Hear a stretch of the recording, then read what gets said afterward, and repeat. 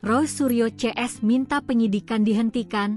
Andi Aswan, kemenangan rakyat. Ketua Jokowi Mania, Andi Aswan, tertawa saat mendengar Roy Suryo CS meminta penghentian penyidikan kasus tudingan ijazah palsu Joko Widodo.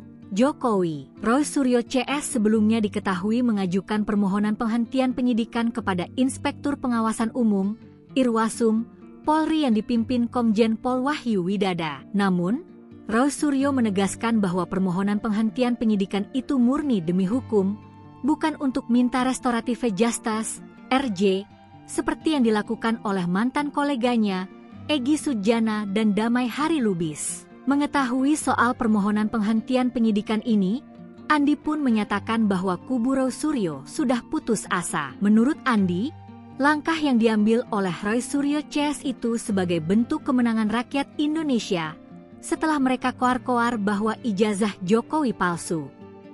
Terkait RJ, Andi menegaskan bahwa tidak akan ada RJ untuk Roy Suryo CS dalam kasus ini.